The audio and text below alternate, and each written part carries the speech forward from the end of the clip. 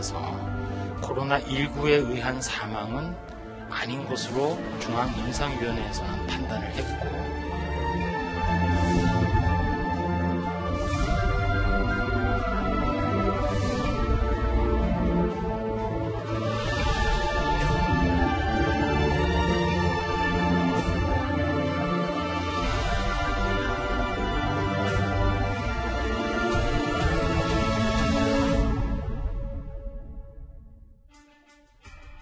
예, 오늘 뉴스탑10 여기부터입니다. 어제 대구에서 기저질환 없이 건강했던 17세 소년이 돌연 발열과 폐렴 증상을 보인 지 엿새 만에 사망했다는 소식을 전해드렸었습니다. 이 코로나 의심 환자로는 첫 10대 사망자였기 때문에요. 오늘 오후에 코로나 검사 결과가 나왔습니다. 정부 당국의 발표부터 먼저 들어보겠습니다.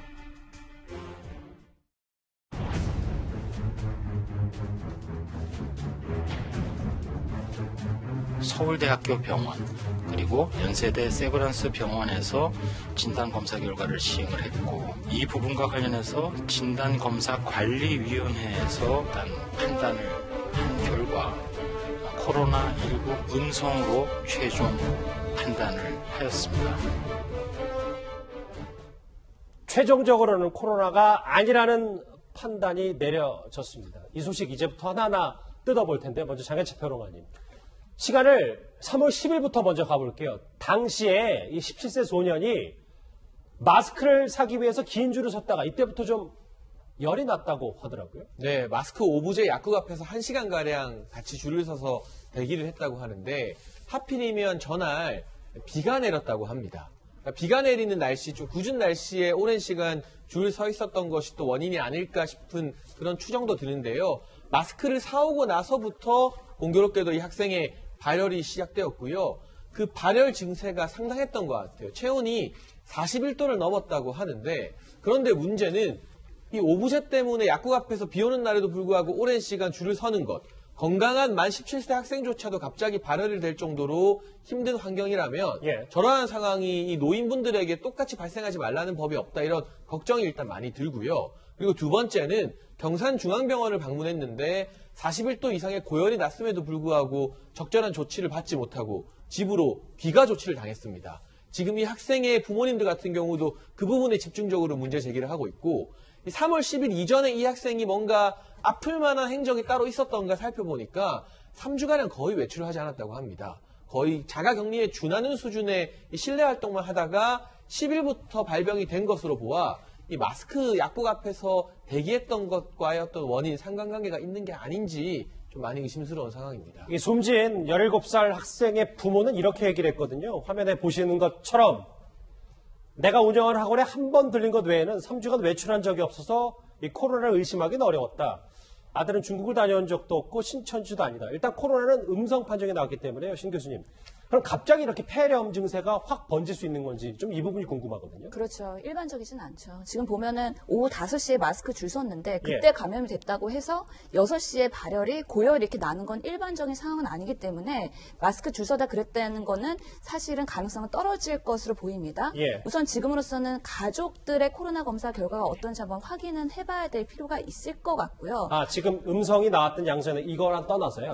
부모들은 어떤 결과가 나오는지도 한번 확인을 해볼 필요가 있고, 폐렴의 원인은 워낙에 다양하기 때문에 세균도 있고 바이러스도 있습니다. 우리가 모르는 원인들이 더 많기 때문에 어떻게 보면 일반적이지 않고 참 어려운 케이스가 아닌가 생각이 듭니다. 일단 최종적으로는 음성 판정이 나왔기 때문에요. 그럼에도 불구하고 이제부터 몇 가지 의문점이 남아있는 이 병원에서 행보를 하나하나 살펴보겠습니다. 신 교수님, 저하고 화면 같이 보실게요.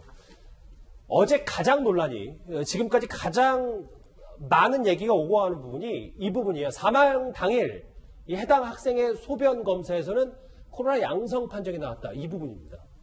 사실 양성이라고 말할 수는 없습니다. 언디터민트, 그러니까 확인이 애매하다라는 것이죠. 오늘 브리핑에서 이렇게 발표된 바로 의하면 실제로 이 소변 검사는 정확히 이루어지지 않은 것이죠. 영남대 병원에서 이 코로나 검사를 하는 기기에 돌렸을 때 우리가 보통은 환자의 검체와 그다음 대조군, 비교해서 검사를 하게 되는데요. 이 대조군에서도 그렇게 검사해서 유전자 양성이 나온 걸로 보아 검사실이 오염될 가능성이 가장 높다고 보이고요. 예. 이 환자의 소변에서 코로나19가 있을 가능성은 매우 없다고 보이는 것이죠. 그럼 어쨌든 보건당국의 말처럼 이 병원에서는 뭐 오류나 오염, 뭐 잘못된 검사를 한 건 분명한 거네요. 예, 그렇죠. 그렇기 때문에 영남대의 검사실의 그런 질 관리 다시 한번 검증을 해볼 필요가 있다라고 판단이 됩니다. 일단 뭐 오류일 부분이 가능성이 그렇죠. 크다. 그런데요, 이 숨진 17세 소년의 부모는 이 병원의 잘못된 검사 판단이 이 아들을 사망에 이르게 했다고 주장하고 있습니다.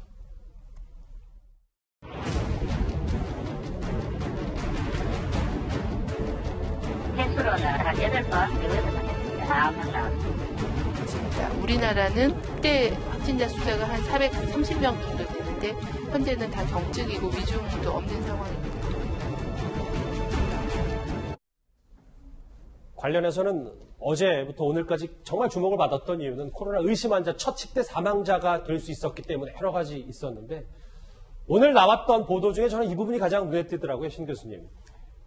첫 사망 진단서에는 분명히 코로나 폐렴에 의한 급성 호흡 부전 이렇게 적시가 되어 있습니다.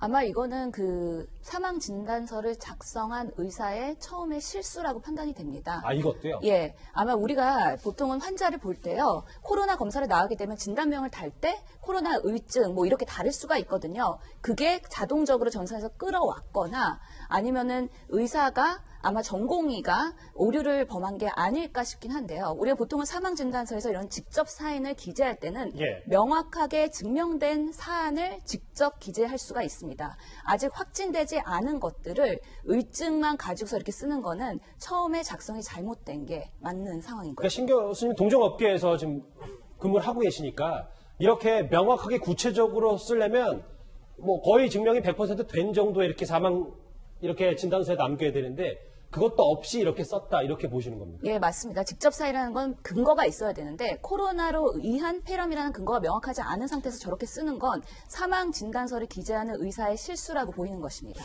아하. 그러면 이제 진단 키트 자체도 좀 문제가 있을 수도 있고 이 사망 진단서도 조금 모호하다. 다음 화면 볼게요. 이동희 의원님. 네. 그런데 오늘 한 언론 보도에 따르면 음성 판정이 나왔지만 코로나로 보고 있다. 이런 말을 전했다고 하더라고요. 이 부분이 좀 논란이 되고 있습니다. 그러니까 결과적으로는 지금 상황으로서는 이제 잘못된 판단이었던 것 같은데 몇 가지 저런 이유는 유추해 볼 수 있을 것 같습니다. 첫째는 지금 대구, 경북 지역, 그다음에 영남대 병원 모두 지금 코로나에 너무 몰두해 있기 때문에 예. 코로나냐 아니냐 여기에 대해서 관심이 굉장히 많고 또 그 13번의 검사 중에 한 번이지만 소변에서 그 양성으로 볼 수 있는 판단이 나왔기 때문에 그거를 영남대 병원에서 나온 결과이기 때문에 그 의사들은 그거를 믿었을 가능성이 있고 그래서 진단서도 그렇게 썼지만 실제로 숨진 청소년의 부모를 만나서도 의료진이 그런 얘기를 했다는 거 아닙니까? 그래서 지금 전문가단이 영남대에 가서 지금 실험실이라든지 전체적으로 점검을 하고 있기 때문에 뭐가 문제인지 좀 나타날 것 같고 만약에 이게 의료진들의 실수였다면은 영남대가 대구 경북 지역에서는 굉장히 중요한 병원인데 어떤 신뢰성에 조금 문제가 생기지 않을까 우려가 되는 상황입니다. 일단 방역당국은요, 이 영남대병원의 진단이 오염이 됐든 오류가 있든 잘못된 판단으로 보고 있습니다. 그러면 알겠어요. 신 교수님.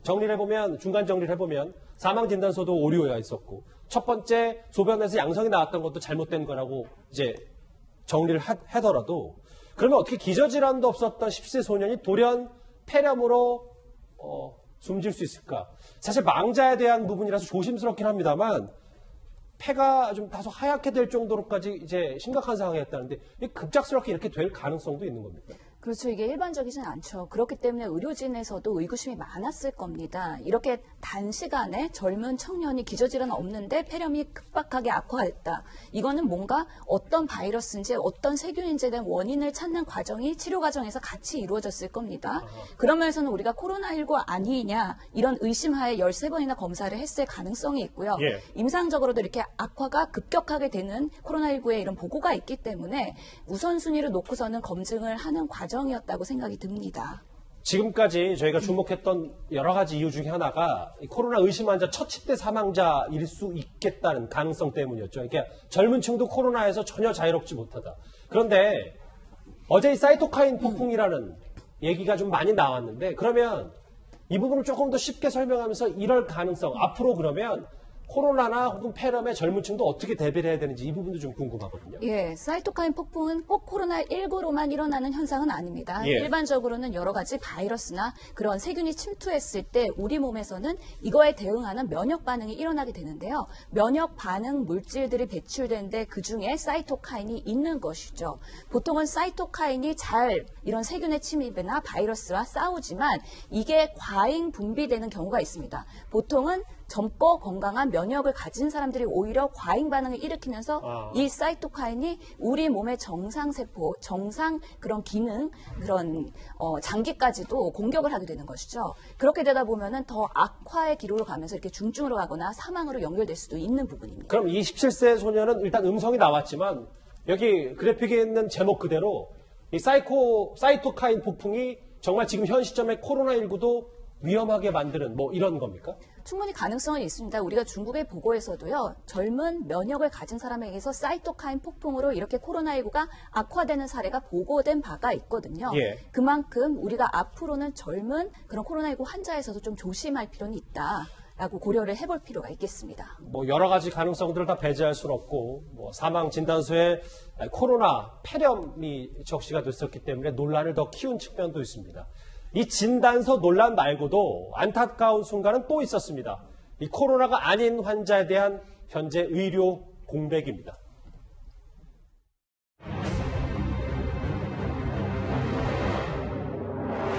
코로나19 방역 대책과는 관련성이 있는 상황은 아니지만 추가적인 논의가 필요할 경우는 논의는 해보도록 그렇게 하겠습니다.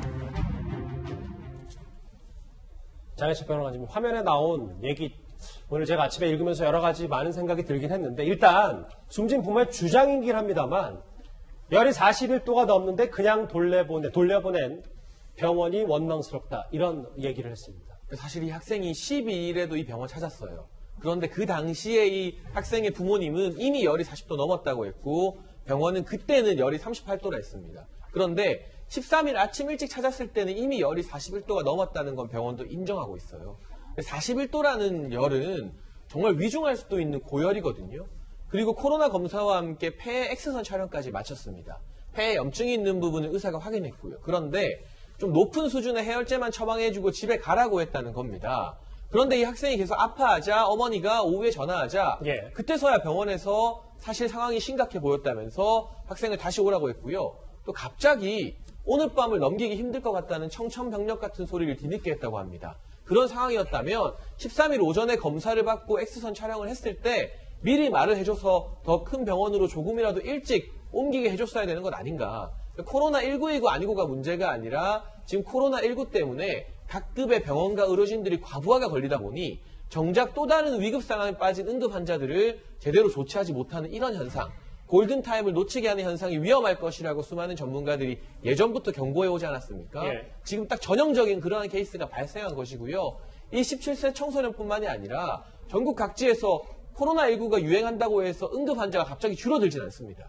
근데 그 응급 환자들을 이미 과부하 상태인 일선 병원과 응급실이 어떻게 감당할 것인가, 여기까지 우리 당국이 가이드라인을 설정해서 코로나를 선별적으로 진료하는 곳과 그게 아니라 응급 환자들을 자유롭게 받아들이고 제대로 진료할 수 있는 것을 좀 구분하는 그런 실효성 있는 조치, 대책도 반드시 만들어야겠다는 생각이 듭니다. 해당 병원 측의 설명도 저희 들어봐야죠. 41도가 아니라 당신이 진료한 의사에 따르면 열이 39도였고 단순한 감기 증상 같아서 내일 내원하라고 안내했다. 검사 결과가 나오지 않아서 입원은 불가능했다라는 건데 김종욱 교수님, 정리를 해보면 결국은 지금 코로나가 아닌 환자들, 의료 공백, 이거 앞으로 이게 좀 심각해질 수 있는 부분이라서 좀 걱정스럽습니다. 뭐 병원이 실수를 일부 하려고 한 건 아니지만 저는 말씀하신 것처럼 코로나19라고 하는 사태 속에서 발생하는 사각지대가 분명히 있다. 이 사각지대에 대해서 의료진 차원에서 별도의 대책들을 세우지 않게 되니까 17살이면 미래가 창창한 청년 아닙니까? 뭐 어떤 말로 이걸 위로할 수 없는 상황인 것 같은데요. 병원이 그랬다는 거예요. 13일 날 폐에 염증이 있는데 집에 가라. 그랬다가 갑자기 상황이 어려우니까 다시 와라. 또 병원이 저렇게 예를 들면 부모 같은 경우는 전혀 전문적으로 이걸 알지 못하기 때문에 병원말 하나만 듣고 있는 상황인 거거든요. 그런 측면에서 지금 코로나19 때문에 취약지대에 대한 집중적인 점검도 있지만 또 이것과 같이 사각지대가 분명히 있으니까 이 사각지대에 대해서 나름대로 의료진 차원에서 어떤 영역들을 만들어서 저런 좀 예를 들면 아픈 사연들이 좀 발생하지 않도록 해야 될 필요가 있을 것 같은데 특히 이제 아까 말씀하신 대구 지역이나 이런 지역 같은 경우는 너무나 코로나19에 집중하다 보니까 말씀하신 다양한 다른 아주 급한 환자들에 대한 부분들까지도 제대로 치료하지 못하는 부분이 분명히 있기 때문에 방역당국이나 좀 대구 경북 지역에 있는 의료진 같은 경우 이런 부분과 관련해서 좀 내부적 어떤 매뉴얼들을 만들어서 39도이건 41도이건 열이 높을 때에는 거기다 조치를 할 수 있는 부분들에 대한 사각지대에 대한 대응책들을 좀 빨리 좀 만들어내서 좀 각 병원에 좀 전달했으면 좋겠습니다. 화면에 보이는 이 글을 읽으면서 좀 마무리를 할게요. 격리병실에 들어서는 아들이 부모에게 한 마지막 말은 엄마 나 아프다. 어머니는 영남대병원에 간 첫날 자정 넘어서 아들한테 전화가 왔다고 했다. 그 전화를 못 받은 게 한이다며 울먹거렸다. 아버지는 하루 동안 검사 결과에 얽매이지 않고 빠른 처치를 했다면 아들이 세상을 떠났을까 싶다. 이렇게 한 언론을 통해 전했습니다. 신 교수님. 그럼 앞으로 이런 제2의 사례가 벌어지지 않으려면 좀 어떤 지금 해결책은 대구 시내에 좀 있는 겁니까? 실제로 이거는 의료기관의 자체적인 매뉴얼에 따라서 달라질 수 있는 부분이어서요. 의료기관의 부담이 큰 상황입니다. 특별한 지침은 없고 다만 코로나19 의심 환자가 왔을 때 검사를 하고 결과가 나오는 때까지는 만 하루 정도의 시간이 걸립니다. 이 동안에 어떻게 적절한 처치를 할 것이냐는 의사와 의료기관의 판단인 것이죠. 그러면서 이 케이스는 너무 안타깝다라고 생각이 들긴 하는데요. 앞으로는 우리가 이런 검사를 하고 중증인 환자를 대기할 수 있는 공간, 그래도 의료적인 처치를 잘 받을 수 있는 공간을 마련하고 그런 적재적소에 치료가 될 수 있는 시스템이 장착되어야 되는데 이거는 의료기관뿐만 아니라 정부에서도 같이 협조해서 만들어야 가야 되는 부분이라고 생각이 듭니다. 글쎄요. 현실적으로 또 지금 대구에 있는 병원들이 워낙 과부하가 걸려 있는 상태이기 때문에 정말 이런 안타까운 사례까지 첫 번째 이슈로 만나봤습니다.